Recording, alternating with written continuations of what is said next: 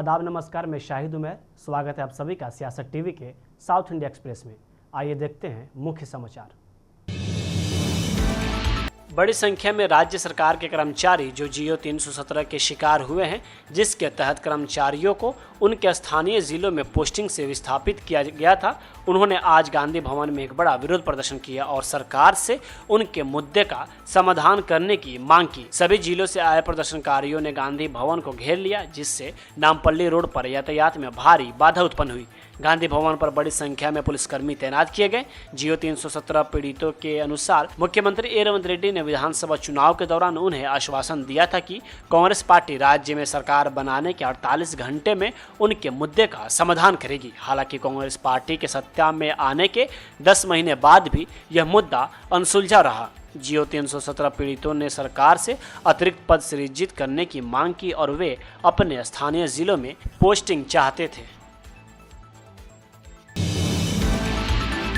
यह आरोप लगाते हुए कि बीआरएस और बीजेपी दोनों मुस्लिम मुद्दे से राजनीति लाभ उठाने का लक्ष्य रख रहे हैं, पीसीसी प्रवक्ता बंदे सुधाकर गौड़ ने मांग की कि विपक्ष जल निकायों पर अतिक्रमण के संबंध में सफाई दे। कांग्रेस नेता ने पूर्व मंत्री टी हरीश राव और एटाला राजेंद्र को संभावित परिणामों की चेतावनी देते हुए कहा कि पर्यावरण के मुद्दों पर उनकी टिप्पणियां अदालत की अवमानना हो सकती है। एफटीएल और बफर जोन के भीतर निर्माणों के संबंध में सुप्रीम कोर्ट के कई मामलों का संदर्भ देते हुए सुधाकर ने जोर देकर कहा कि अब समय आ गया है कि अदालतें बीआरएस और भाजपा नेताओं द्वारा दिए गए भ्रामक बयानों पर स्वतः संज्ञान लें, जिनके बारे में उनका दावा है कि इससे हैदराबाद जैसे शहरों का विकास कमजोर होगा।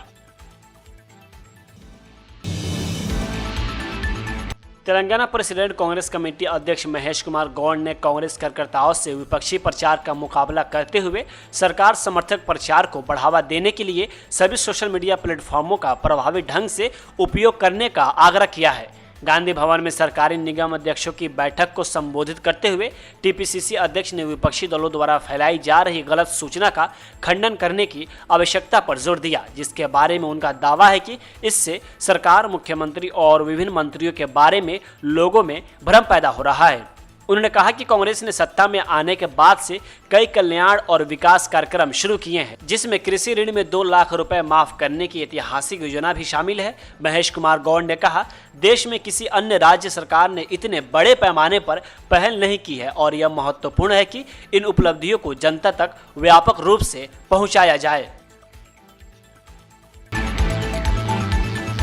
केंद्रीय गृह मंत्रालय ने क्षेत्र में गंभीर बाढ़ के बाद प्रारंभिक बाढ़ राहत प्रतिक्रिया के हिस्से के रूप में तेलंगाना को 416 करोड़ रुपए और आंध्र प्रदेश को 1036 करोड़ रुपए आवंटित किए हैं। यह वित्तीय सहायता तब आई है जब तेलंगाना के मुख्यमंत्री ए रेवंत रेड्डी ने हाल ही में भारी बारिश के कारण हुए व्यापक नुकसान को संबोधित करने के लिए 10,000 करोड़ रुपए के अधिक आवंटन का आह्वान किया, जिसका अनुमान लगभग 10,300 करोड़ रुपए है। 4 सितंबर 2024 को बाढ़ प्रभावित महबूबाबाद जिले की यात्रा के दौरान रेवंत रेड्डी ने केंद्र सरकार से तेलंगाना को बाढ़ राहत निधि प्रदान करने का आह्वान किया था, जो आंध्र प्रदेश को आवंटित राशि के बराबर हो। उन्होंने न्यायसंगत आपदा राहत की आवश्यकता पर जोर दिया, खासकर हाल के बारिश के कारण हुए व्यापक नुकसान के मद्देनजर। बीआरएस के कार्यकारी अध्यक्ष केटी रामाराव ने कांग्रेस नेता राहुल गांधी के खिलाफ व्यापक हमला बोलते हुए कहा कि राहुल मनी बैग के बदले में Musi river front development project के लिए घरों को ध्वस्त करने की अनुमति दे रहे थे। उन्होंने कहा कि कांग्रेस नेता ने जन कल्याण के लिए नहीं बल्कि वित्तीय लाभ के लिए इस परियोजना को मंजूरी दी है। उन्होंने आज तेलंगाना भवन में मीडिया से अनौपचारिक बातचीत में कहा, हैदराबाद में घरों को ध्वस्त करने, गरीबों के घरों पर बुलडोजर चलाने के पीछे राहुल गांधी असली ताकत है। उन्होंने कहा कि परियोजना को सौंदर्यीकरण की आड़ में लागू किया जा रहा था, लेकिन इसका असली मकसद मूसी लूट है। केटीआर ने कांग्रेस नेतृत्व की मंशा पर सवाल उठाया और दोहराया कि यह परियोजना सार्वजनिक सेवा के बजाय वित्तीय लाभ के लिए बनाई गई है। उन्होंने जल्द ही भ्रष्ट आचरण में कांग्रेस नेतृत्व की संलिप्तता को उजागर करने की भी कसम खाई। हैदराबाद में एआईएमआईएम के पार्टी विधायकों के एक प्रतिनिधि मंडल ने मूसी रिवर फ्रंट विकास प्राधिकरण द्वारा मूसी नदी पर सर्वेक्षण करने पर कड़ी आपत्ति जताते हुए कहा कि उसके पास वैधानिक अधिकार नहीं है और इसलिए सर्वेक्षण करना अवैध है। कौसर मोइनुद्दीन, अहमद बलाला, मुबीन और जुल्फिकार सहित पार्टी विधायकों ने नगर प्रशासन और शहरी विकास सचिव एम दाना किशोर से मुलाकात की और पार्टी अध्यक्ष असदुद्दीन अवैसी के निर्देश पर एक ज्ञापन सौंपा। विधायकों ने एक बयान में कहा कि उन्होंने इस बारे में विस्तृत रिपोर्ट मांगी है कि सर्वेक्षण कब किया गया था, किस कानून आधार पर सर्वेक्षण किया गया था, क्या सर्वेक्षण से पहले एफटीएल और बफर जोन की सीमाओं को परिभाषित करने के लिए प्रारंभिक या अंतिम अधिसूचना जारी की गई थी, क्या सर्वेक्षण राजस्व, सिंचाई और अन्य संबंधित विभागों की सहायता से किया गया था और क्या 2003 में स्थापित सीमाओं पर विचार किया गया था। वारंगल के एक लॉज में फार्मेसी की सेकेंड ईयर की छात्रा के साथ उसके दोस्त समेत 3 लोगों ने दुष्कर्म किया। हालांकि यह घटना 15 सितंबर को हुई थी, लेकिन आज इसका खुलासा तब हुआ जब लड़की अपनी मां के साथ वारंगल पुलिस कमिश्नर के पास पहुंची, जिन्होंने इंतजार नगर पुलिस को दुष्कर्म का मामला दर्ज करने का निर्देश दिया। पुलिस के मुताबिक लड़की का दोस्त उसके हॉस्टल आया और किसी मामले पर चर्चा करने के बहाने उसे कार में ले गया। कार में 2 और लोगों को देखकर लड़की कार में बैठने से हिचकिचाई। हालांकि उसका दोस्त उसे जबरन कार में ले गया और वारंगल सब्जी मंडी स्थित लॉज में रखा और अपने 2 दोस्तों के साथ मिलकर उसके साथ दुष्कर्म किया। पुलिस ने बताया कि उसे जबरन शराब पिलाने के बाद उन्होंने यह जघन्य अपराध किया।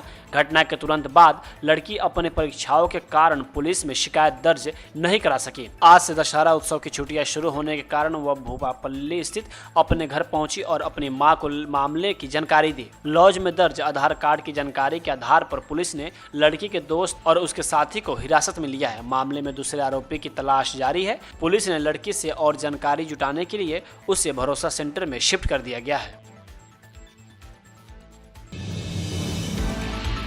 ईडी ने एमयूडीए घोटाले की जांच शुरू कर दी है, जिसमें कर्नाटक के मुख्यमंत्री सिद्धरामैया मुख्य आरोपी हैं। सूत्रों ने बताया कि ईडी के अधिकारी किसी भी समय सीएम सिद्धरामैया को नोटिस जारी कर सकती है और पूछताछ के लिए उन्हें समन भेज सकती है। एमयूडीए घोटाले के सिलसिले में सीएम सिद्धरामैया के करीबी सहयोगियों और रिश्तेदारों, जिनमें एक कैबिनेट मंत्री भी शामिल है, उनकी गतिविधियों पर जांच अधिकारी पैनी नजर रखे हुए हैं। सूत्रों ने बताया कि ईडी द्वारा सीएम सिद्धरामैया के करीबी सहयोगियों के कार्यालयों और आवासों पर पूरे राज्य में छापेमारी किए जाने की संभावना है। ईडी ने सीएम सिद्धरामैया और उनके सहयोगियों के बैंक खातों और वित्तीय लेन देन की जानकारी भी जुटाई है। ईडी ने सोमवार को एमयूडीए द्वारा उनकी पत्नी पार्वती बीएम को 14 साइटों के आवंटन में कथित अनियमितताओं को लेकर सीएम सिद्धरामैया के खिलाफ पुलिस द्वारा दर्ज की गई एफआईआर के बराबर परिवर्तन मामला सूचना रिपोर्ट दर्ज की। ईडी ने 27 सितंबर को लोकायुक्त पुलिस द्वारा मुख्यमंत्री के खिलाफ दर्ज एफआईआर का संज्ञान लेते हुए मामला दर्ज किया। इसी बीच एमयूडीए मामले की जांच कर रहे कर्नाटक लोकायुक्त ने भी जांच तेज कर दी है।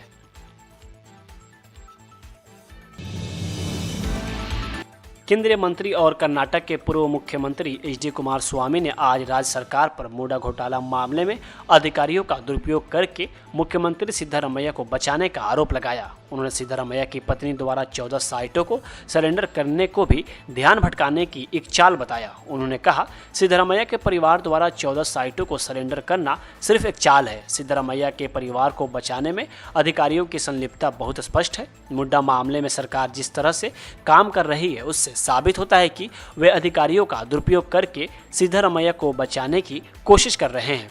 कुमारस्वामी द्वारा जमानत पर बाहर होने के कारण इस्तीफा देने का सुझाव देने वाली सिद्धरामैया की टिप्पणी के जवाब में कुमारस्वामी ने स्पष्ट किया कि उन्होंने सिर्फ जमानत ली है और जांच प्रक्रिया में हस्तक्षेप नहीं कर रहे हैं। उन्होंने कहा, मैंने अपने वकीलों की सलाह पर जमानत ली है। मेरे और सिद्धरामैया के बीच अंतर यह है कि मैंने सिर्फ जमानत ली है और जांच प्रक्रिया में हस्तक्षेप नहीं किया है। मेरे और उनके बीच यही अंतर है। साउथ इंडिया एक्सप्रेस यहीं होता है समाप्त। मुझे दी इजाज़त। बाकी खबरों के लिए बने रहें सियासत टीवी के साथ।